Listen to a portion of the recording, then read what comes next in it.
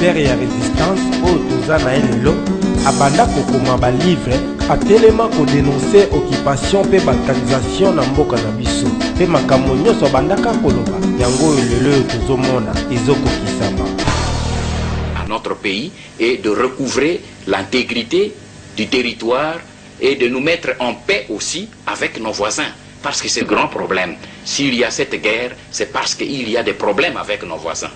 Quel peut être le rôle, je voudrais savoir précisément du Parlement, de notre au Conseil de la République, Parlement de transition dans ces négociations, tout au moins dans leur préparation. Vous savez, je suis conseiller spécial du chef de l'État, j'appartiens à une institution qui est chef de l'État, je suis un homme très discipliné. Vous remarquez que je n'aime pas parler au nom du gouvernement et je ne le ferai jamais.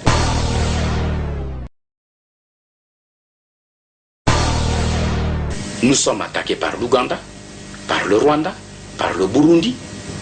Alors, quand nous devons nous rencontrer, d'abord, comme nous avons dit, il faut d'abord qu'eux sortent de notre maison et qu'ensuite, s'ils ont des problèmes contre nous, qu'on les mette sur la table et qu'on dise qu'est-ce qu'il a fait que vous puissiez attaquer ce pays voisin. Alors, si ces raisons sont valables, on va les examiner. C'est ça le sens des négociations. Laurent Kabila, qui est à la tête de cette rébellion, le dit. Il dit ouvertement qu'il veut le départ du président Mobutu. Et vous croyez que c'est une raison vraiment sérieuse? Parce que je vais dire là-dessus deux choses, Omalowete. La première chose, parce que vous parlez souvent, et vous avez raison, tout le monde parle souvent de Kabila. Mais prenons le premier point. Qui est Kabila? Kabila, moi je sais.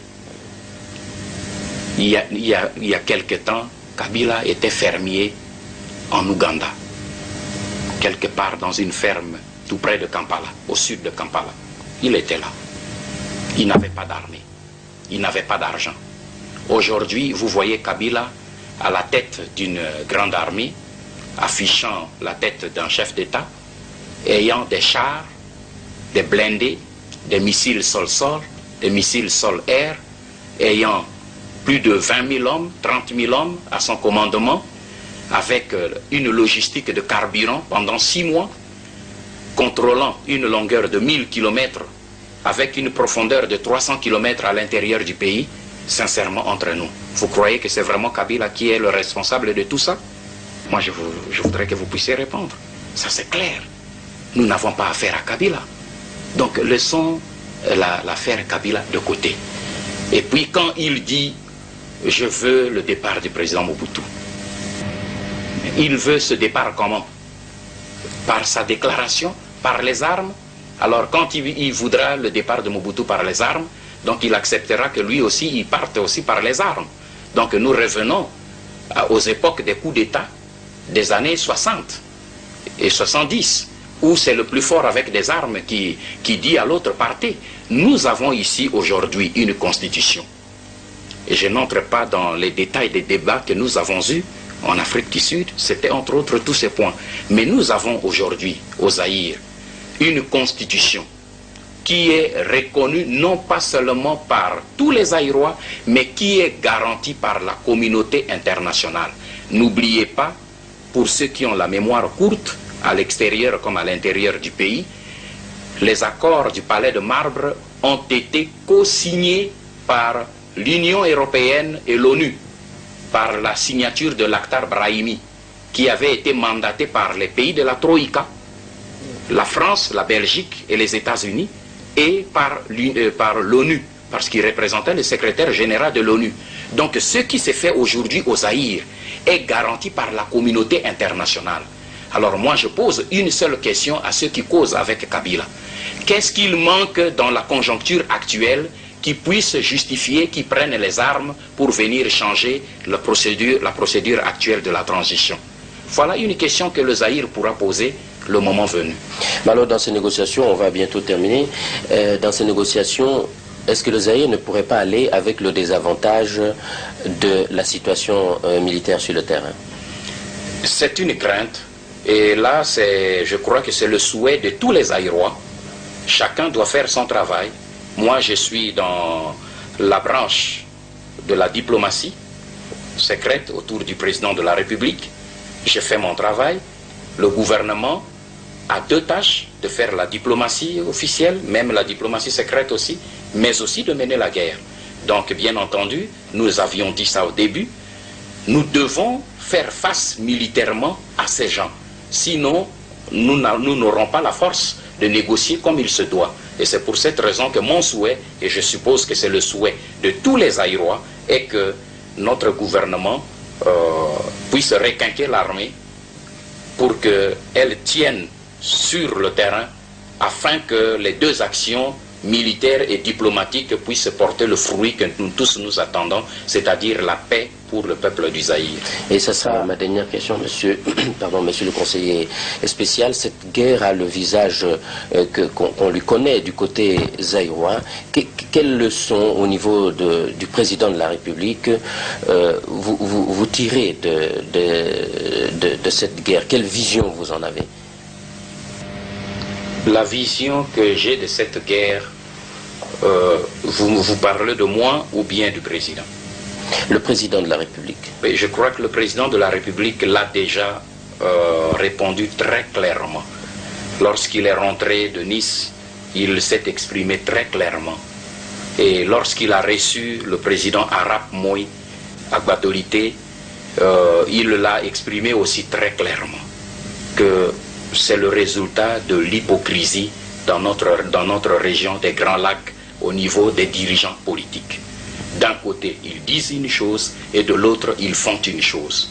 Et je voudrais ajouter une chose qui doit être très importante, que notre peuple doit comprendre très bien.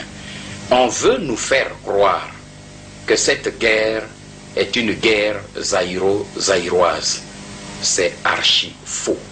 Cette guerre est une guerre qui nous vient de l'extérieur. Et je mets quiconque au défi de me prouver le contraire. Parce que tous les problèmes, même si on nous dit les problèmes des Banyamulenge, comme on l'avait prétendu au début. C'était le point de départ, oui. On nous a d'abord dit au début que c'était le problème des Banyamulenge. Mais maintenant, on a trouvé que le scénario de Banyamulenge était tellement ridicule que maintenant on nous parle d'une alliance des Lumumbistes. Fabriquée comment, Dieu seul le sait. Mais tous les problèmes que nous avons sont des problèmes qui nous ont été importés des pays voisins. Les conflits Hutu-Tutsi dans notre pays est importé des pays voisins.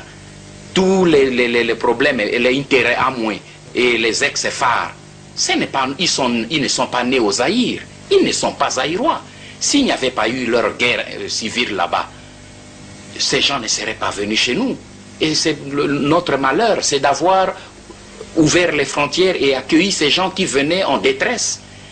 Alors si l'on veut résoudre ce problème, mais qu'on le résolve dans la paix et dans la fraternité, mais aucun des problèmes dont nous souffrons à l'est de notre pays ne tire son origine du Zaïre. Si vous remontez l'histoire, tous ces problèmes exclusivement sont tous importés du Rwanda, du Burundi et de l'Ouganda.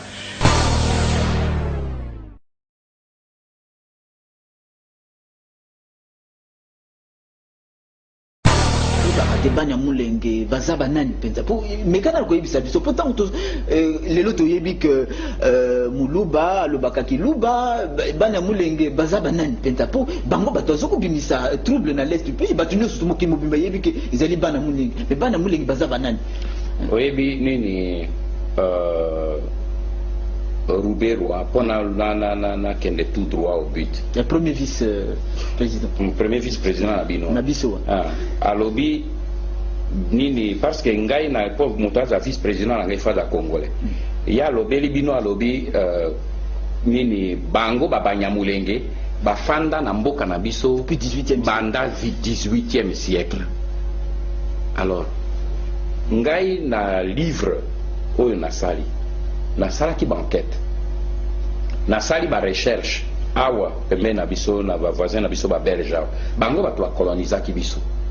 Alors nayebi que ba belge tolinga bango te bazalaki bato moko sur le plan ya ba archive na administration en tout cas même bato na mboko to fande pe na bango ba okoka na bango te wana zolo ba pona yebi tina na ba belge pour na ba archive ba très très très fort ngana ke ko contrôler ba archive coloniale nyos na Belgique na kei na musée royal livre moko ezali wana ba bengi yango encyclopédie du Congo belge livre wana ba expéditeur nyoso ya mindele po ba ya epe na biso na nini na mboka ba Turner ba Maes soki oyebi bango et bien nini Stanley akomaki te ezalaki plus ba chercheur ba yaki après basali nini recensement na nini encyclopédie du Congo belge na tome misato tome ya liboso na chapitre ya liboso ba recenser toutes les ethnies du Congo belge, du Congo indépendant d'abord et du Congo belge. Donc Congo indépendant et des périodes bango bazala kikuna. Eh bien nakati kombo banyamulenge eza nakati te. Ethnie moko o ya kombo ya banyamulenge eza na encyclopédie ya nini ya Congo belge. Nini tome bateau ba colonizaki biso pe bango basali inventaire total banyamulenge eza nakati te.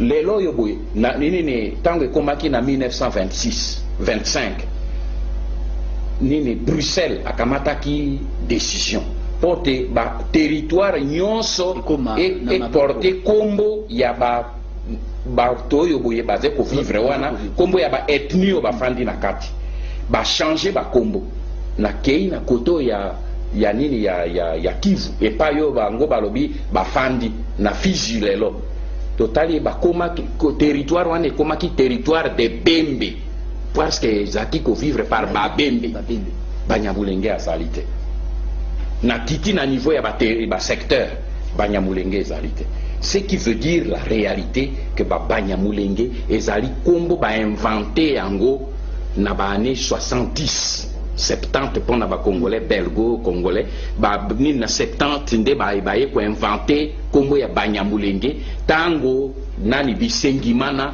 na kati ya bureau ya Mobutu a initié ba loi oyo pote ba pesa bango nyonso nationalité congolaise. Alors même là voilà une autre question. Soki selon nani ye Ruberwa bango ba banyamulenge ba fanda ki wana depuis nini 17e siècle pona nini ndeko na ye rwandais banyamulenge Bisengimana aye ko sala loi ko bakoma ba congolais na 71. Pourquoi nani Bisengimana asali loi te pour que biso bangandi to koma ba congolais? Pourquoi simplement bango? C'est parce que bazaki ba congolais te bazali ba rwandais yango na kati ya buku wana bimisi ba mikanda yo ONU akomela ki bango déjà na époque wana pona koyebisa bango bino bozali ba congolais te bozali ba paya bosala politique te bofanda nye na mboka oyo boye omoni Alphonse problème na ngai batebele bazeko abi ono ozo bimisa nini xénophobie racisme tout ça non batu ba ya ko tromper biso ba congolais te sikoyo batu ba komika ko lingi koloba ba faire crier ba spectre moko po ba faire taire bino biso to boyi ba payate to zemboka monene to zena ba 9 voisins soki lelo yo boy to bandi que ba congolais ba moni ke lokwa nini na yo kamba mususu excusez ngana benga bango bazoba ba congolais mususu bazoko abia me makambo yango ba pesa bango kaketeni ya mboko ya kunesila nazo ka bazoba musu ya ba congolais bazolo babo oyebi ke to zena ba 9 voisins soki lelo na est ngayo nazolo bana na zali motu ya ethnie ya frontière soki lelo yo boye to bandi na batu ya Kivu ba koteli biso na ba Rwandais ba koti to tikeli bango ba Burundais ba koti to tikeli bango lobi ba Soudanais ba kokwa ba Ougandais ba kozwa ba Angolais ba kozwa alors to kotikala na nini il faut biso ba Congolais to keba na yango malamu ezeki soki problème bandi parce que problème ya ba Rwandais to ezalité ke biso to boyi ba voisin tala na ye biso eloko moko ezali très important. Pourquoi toze na conflit na bande komusute po bazali na intention ya kokota pe kozwamboka na biso te nazo pesa nazo révéler exemple moko na on apesi yango te loko moninga na sali ni pendant 20 ans na service na ngai pembeni na Mobutu secrétaire particulier na ngai oyebi ete kombo ne loko azena famille ya Loko Masengo oyo azali musicien mais oyebi azali musicien ya Congo ni ya Congo Brazzaville. Ah bon bongo Loko azali secrétaire nanga il est congolais azali zaïrois ndekuna wana loko masengo aze ni congolais à Brazzaville ba tata moko mama moko mais le cola voilà tikana epesa explication c'est très important ba tata moko mama moko mais pourquoi parce que ndekuna yaya na ye tata na bango na mama na bango moko aze congolais moko ya ngambo mosusu zairwa alors oyo mosusu abinga na kamati nationalité ya tata na il est congolais loko oyo azaki secrétaire na ngai ba secret nyoso na traitaki ya Mobutu loko wana azaki ye mutazako dactylographie yango tozaki na ba internet lokwa lelo tek mutu na mutasala ye mutazaki kosimba ba secret wana nyoso esika pe mobulu eye awabo loko atikali ti lelo momo tozosola loko ya congolais na biso akimi même na Brazzaville. Voilà comment on peut être congolais. Par contre esika bitumbe yaki na 98 tango Laurent Désiré Kabila lobi abenga na Rwandais James Kabarebe azalaki chef d'état-major ya armée na biso alobi aza congolais azaki elekwana congolais mais tango makambo ngindi akangi bisaka kei mais tango tongo etani bakei na affaires étrangères Bizi Makara akei Rubel wazaki mutuni kosala naye bango mibale bakini pourquoi bakei na Rwanda soko bazaka ba congolais pona ni batikate abino biso ze ba rwandais biso ze ba congolais wana makambo ya ba rwandais bakende pourquoi James Kabarebe akende ki emokote pourquoi bango nyoso balanda ki James Kabarebe po ba yebi na kati ya motema na bango ki aze rwandais oyebi mon frère soko za moyibi et le soko kutanika nani na policier même azolo ba voleur là-bas yo kamati mbango kimi parce que yeba teke azolo bana moto musu pona conscience no yebi ko ze voleur moto moka bengana ki bango te bakini na James Kabarebe pona kati ya molimo na bango na motema ba yebi ke baze ba congolais te to tika biloko wana to bukande ko batela mboka na po ezalize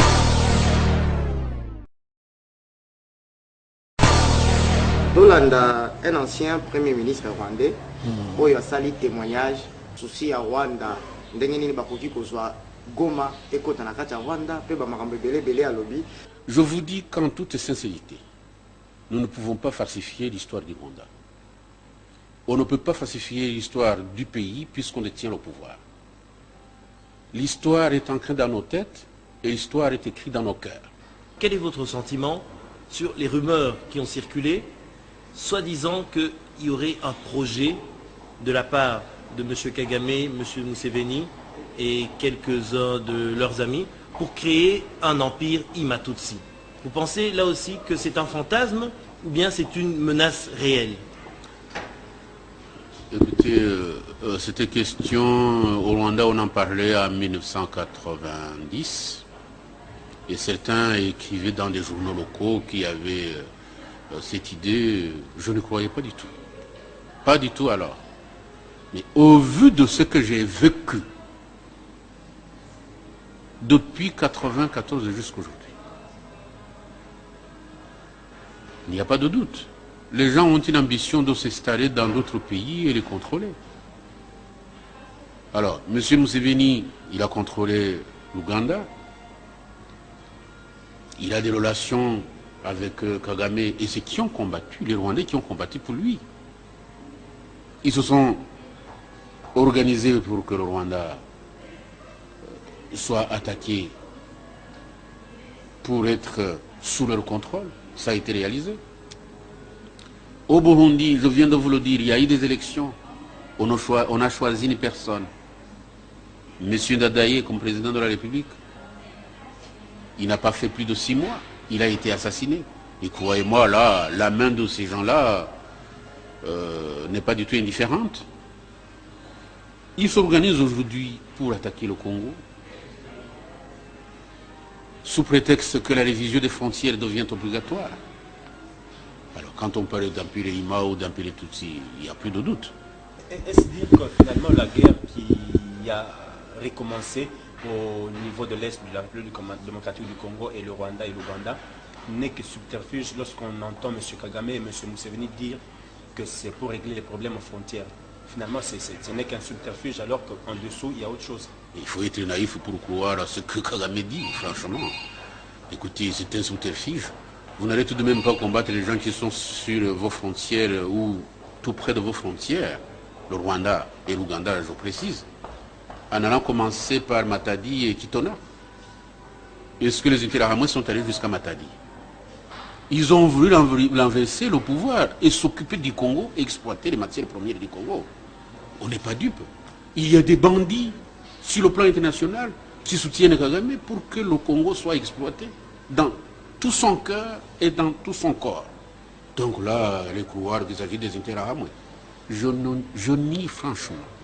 Les Interahamwe n'ont pas une force qui puisse préoccuper toute la communauté internationale jusqu'au point où on en est aujourd'hui.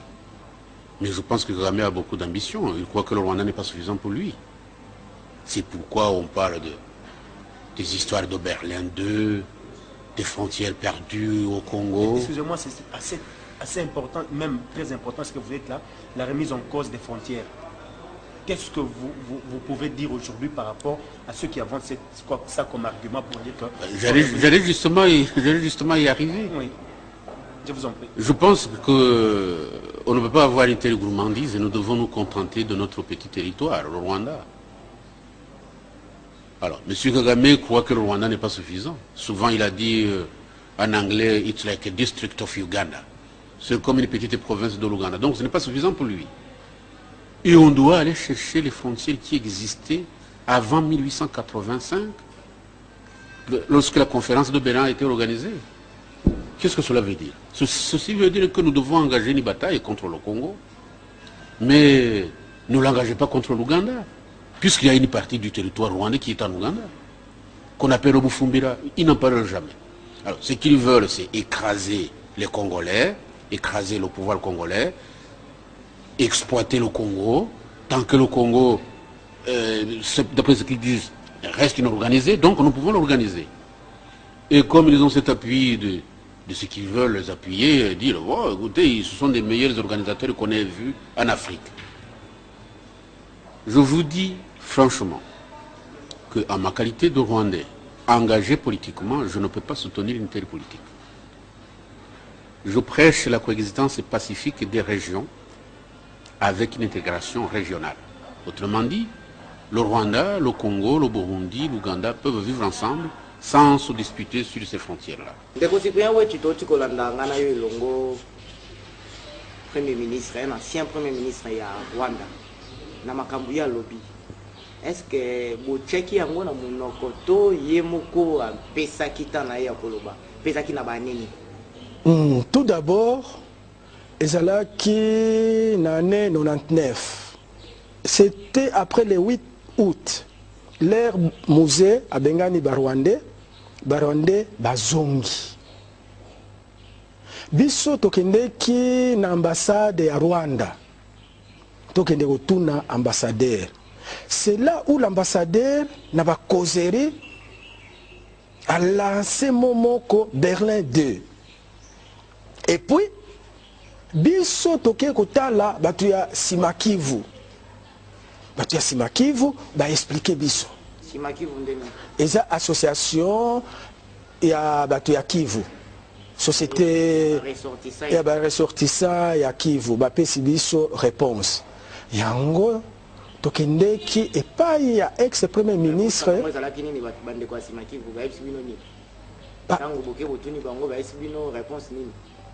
Yo moko yebi biso ba les amis de Wechi tolobaka na image. Ce qui au permettre tolanda bango et puis tokozoka. Ndeko Wechi alobi tolanda bande kwa Simakivu, tolanda bango ba opesa réponse na bango et bongo tozongeli ye totuna ye réponse wana ba pesa ki et bon va continuer. En 60, on dit toutes les tribus qui étaient au Congo avant 1885 sont congolaises. En 72, on dit tous les Rwandais et Burundais qui se trouvent sur le territoire congolais sont congolais. Bon, bientôt c'était devenu zaïrois. En fait, on voulait mettre dans le même sac ceux qui étaient congolais parce qu'ils étaient là avant 1885 et on voulait rajouter tous les réfugiés qui étaient venus suite aux incidents qui avaient eu lieu au Burundi ou au Rwanda en 59, 62 et même après en 73. Bon, le malaise c'était quoi? C'était un truc du HCR, de l'ONU, pour ne jamais respecter ses engagements. Quand l'ONU accueille des réfugiés, il a toujours l'engagement de les rapatrier, si la situation se calme dans leur pays. Mais en Afrique, l'ONU, le HCR ne respecte jamais leurs engagements. Ils disent toujours donner la nationalité à tout le monde, comme ça va résoudre le problème. Mais ça n'a rien résolu. Pourquoi? Aux élections législatives en 1977, on a vu des Rwandais, Tutsis, qui venaient par camion. Et on connaît la situation de notre pays. Ils arrivaient dans une zone, on donnait un peu de matabiche au commissaire de zone, et ils avaient une carte d'identité. Alors, les autres Zaïrois qui n'avaient pas cette possibilité-là de faire venir leurs frères par camion, c'est ça, ils ont dit au président, vous vous êtes trompé en 72. C'est pourquoi en 81, le président est revenu en arrière. Bon, notamment, il y avait le conseil législatif. Il a dit, vous êtes présumé avoir la nationalité zaïroise, mais vous devez prouver individuellement par autre chose que la carte d'identité. Et là, les Banyamulenge qu'on appelle Banyamulenge, c'est des Tutsis. Comme il y en avait pour la plupart qui étaient rwandais, ils ont eu du mal à prouver par autre chose qu'une carte d'identité. Et dans les collines, ça a commencé à poser problème. Parce que quand on a un vieux qui a 65 ans dans une brousse, il sait vous dire qui est qui dans le village. Et là, les Tutsis n'ont pas accepté. Les problèmes ont commencé par là. Ils ont commencé à dire, voilà, si c'est comme ça, puisqu'on y est, donnez-nous notre territoire. Ils ont rejoint les préoccupations des Tutsis qui étaient au Rwanda, qui disaient, de toute façon, une partie du Nord Kivu, une partie du Sud Kivu nous appartiennent depuis longtemps. Vous voyez? Donc, il y a eu un enchaînement de plusieurs problèmes. Quand le président est tombé malade en 96, évidemment, le prétexte était tout donné de dire, voilà, ah, au secours, je suis tué. Ils ont fait la guerre. Mais en fait, ils préparaient la guerre depuis longtemps. Parce qu'il y en a beaucoup qui ne pouvaient pas prouver la nationalité par autre chose qu'une carte d'identité. Et c'était là qu'ils étaient coincés. Parce qu'ils faisaient des messes en Kinyarwanda, ils vivaient, ils achetaient des terrains. Ça ne posait pas problème. On leur disait, vous venez d'ailleurs. Prouvez-nous que vous êtes zaïrois autrement que par la carte d'identité.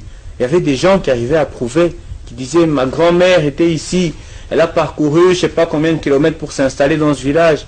Mon oncle, il a fait ça. Mais il y en a eu beaucoup qui ne sont pas parvenus à prouver. Et c'est comme ça qu'ils sont entrés en conflit avec d'autres.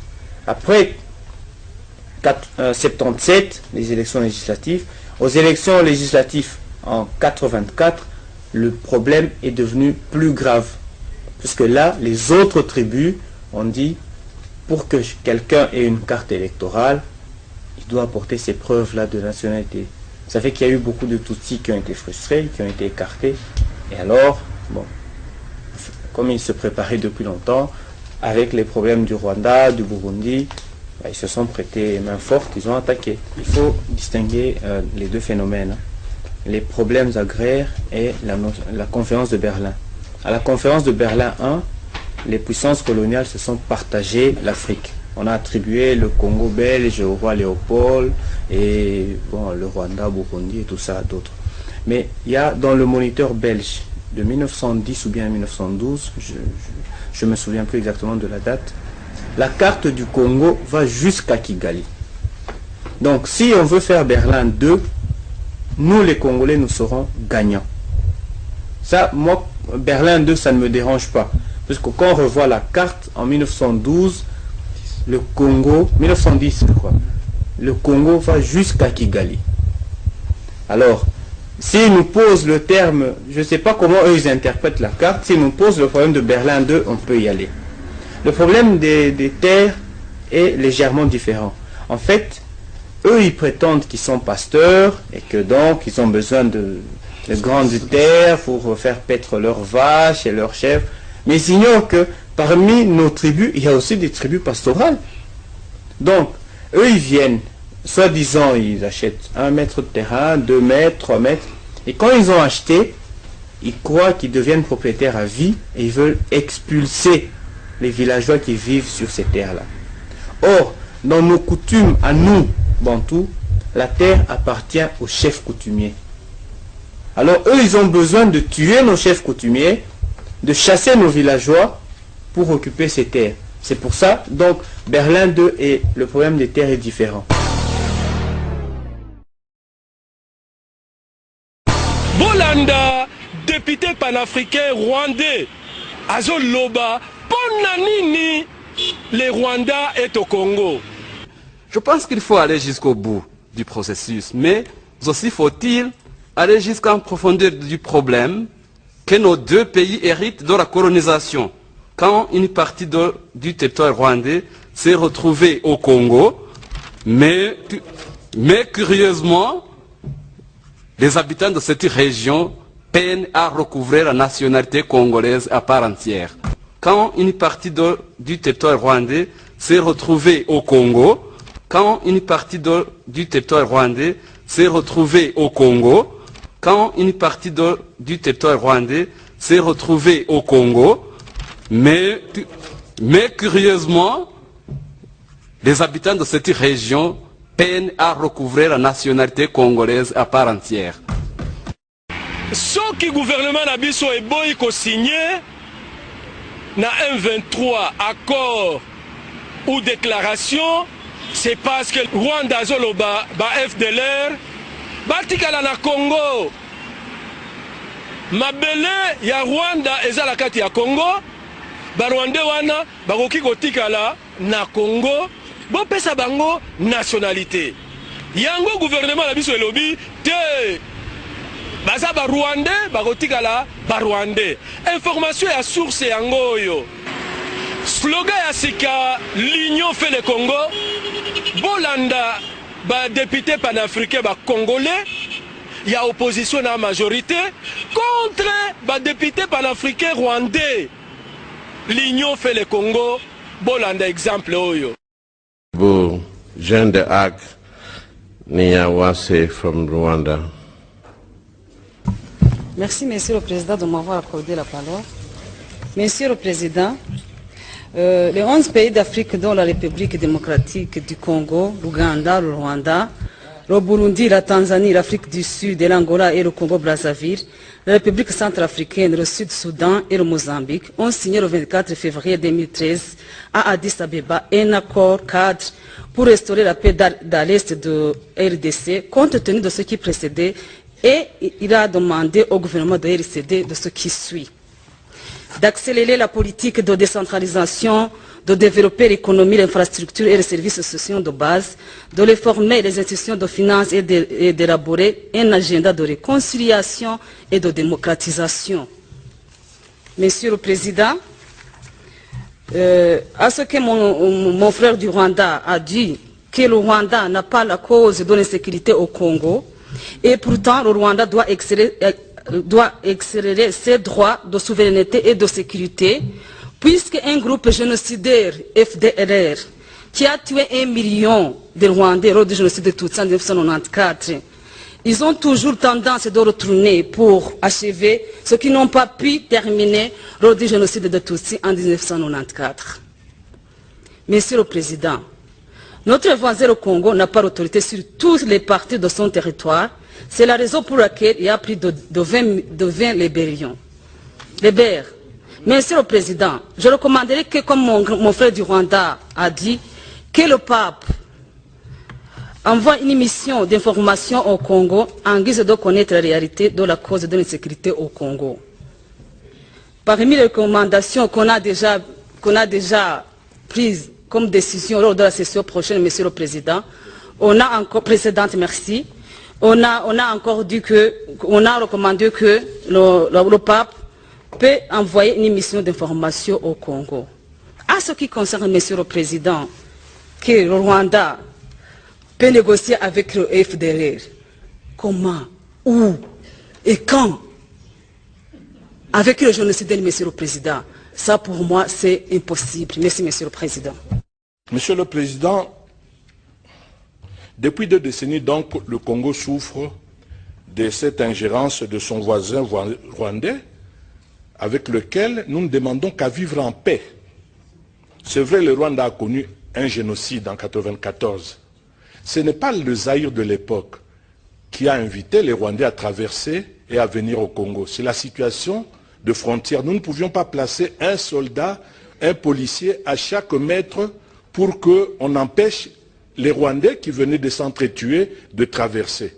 Et ceux qui ont traversé sont dans nos brousses. Le Rwanda nous reproche de n'avoir pas... Monsieur le Président, le Rwanda nous reproche de n'avoir pas neutralisé les FDLR. C'est vrai, les FDLR sont dans nos brousses. Mais ils font beaucoup de mal aux Congolais. Ils violent des Congolaises. Ils pillent le Congo. Nous n'avons pas les moyens militaires de les chasser. Les Rwandais ont traversé à un certain moment avec l'aide de l'armée congolaise. On n'a pas réussi. Les Rwandais sont restés à l'est du pays de 1998 à 2001. De 1998, comme disent les Belges, en 2001. Mais ils n'ont pas chassé ni neutralisé les FDLR. Ils étaient là avec le RCD. Mais comment nous demander, nous, aujourd'hui, alors qu'on n'a pas encore construit une armée véritablement efficace, de chasser ces FDLR? La solution serait peut-être de faire ce que nous faisons, ce que la communauté internationale nous demande de faire. La solution serait que le Rwanda négocie avec ses rebelles, comme nous négocions avec nos rebelles.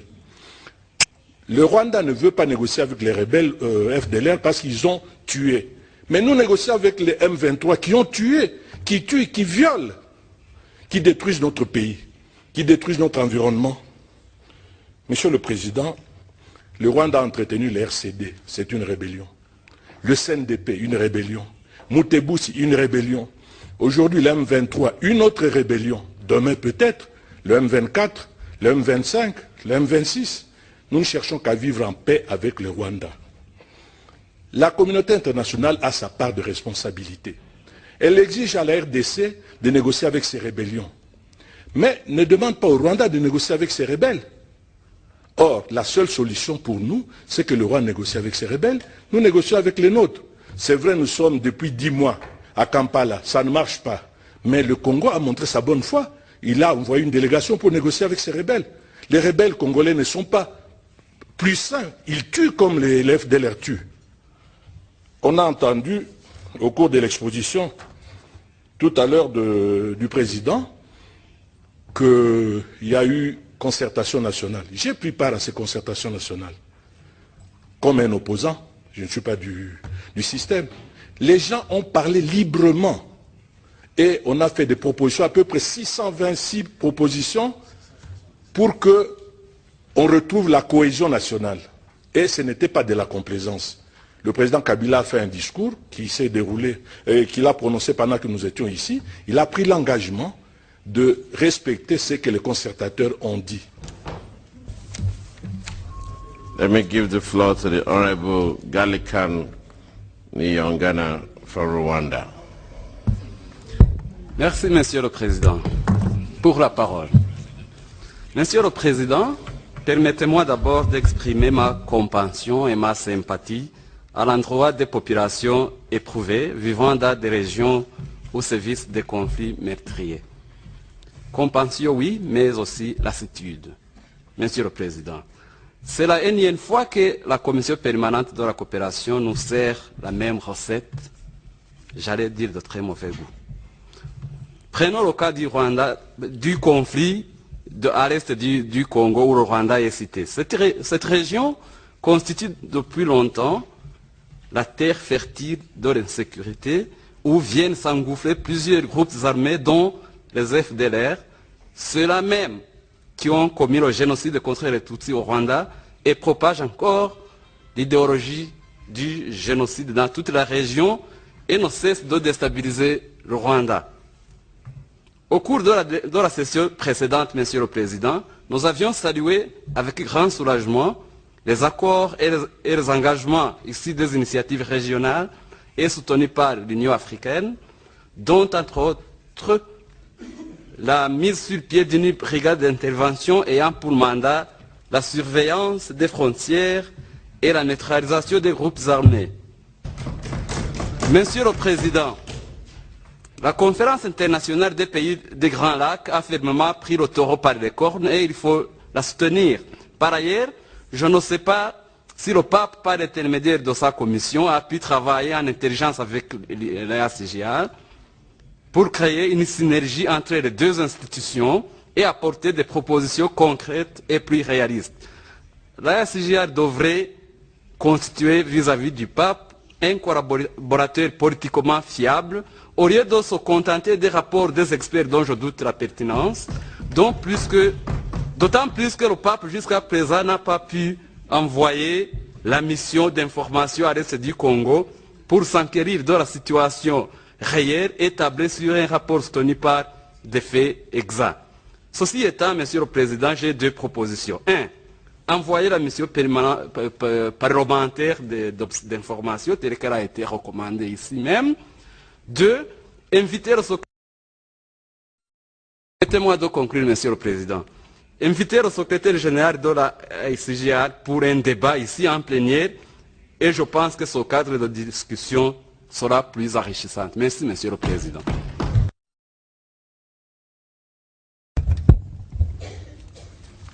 Monsieur le Président, je vous remercie pour la parole et je joins ma voix à celle de mes prédécesseurs qui ont exprimé toute leur reconnaissance à la Commission qui a présenté un travail de qualité.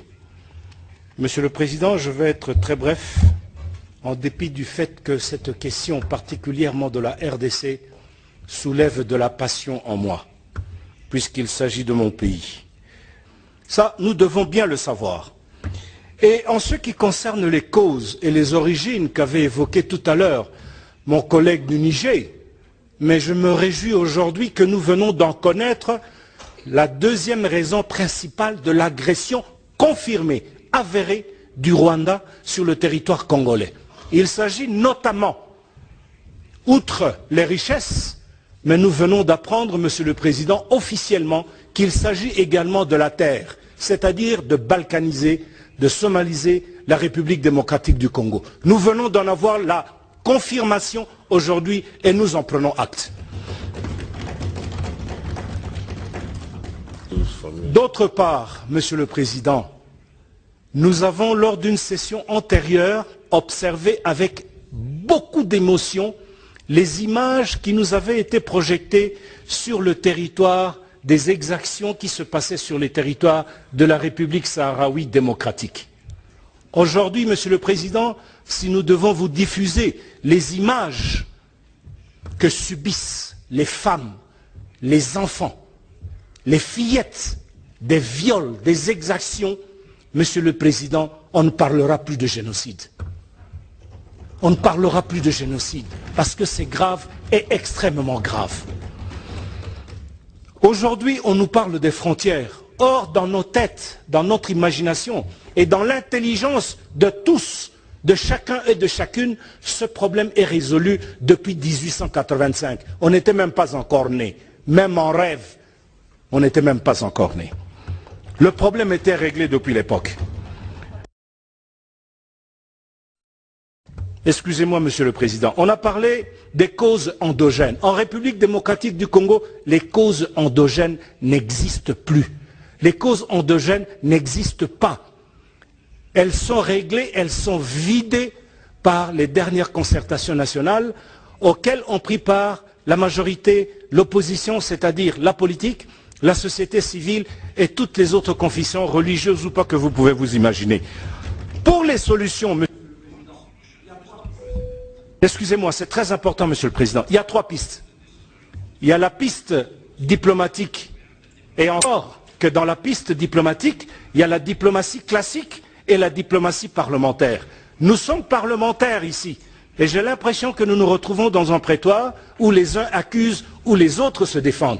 Or, il ne s'agit pas de cela, Monsieur le Président. Il s'agit tout simplement de dire la vérité, car la vérité nous affranchit et nous libère. La deuxième piste, c'est la piste politique. Et là, Monsieur le Président, autant de sommets qu'il y en a eu, la bonne foi ou la mauvaise foi est établie d'un côté comme de l'autre. Nous le savons. Et la troisième et dernière piste, Monsieur le Président, c'est la piste militaire. Le Congo ne se laissera plus faire. Le Congo ne se laissera plus faire. Et au moment où nous parlons, les événements sont en train de nous donner raison sur le terrain. Enfin, Monsieur le Président, je voudrais conclure que le pape doit désormais prendre ses responsabilités. Il serait bon que le pape revienne et s'investisse. Je suis au pape membre de la commission des règlements, privilèges et discipline. Il faudra que nous revenions à nos attributions et nos pouvoirs. Je sais que le combat, c'est de recouvrer tous ces pouvoirs. Nous devons y arriver, Monsieur le Président. Enfin, Je voudrais terminer par un proverbe. Je voudrais terminer, clôturer par un proverbe.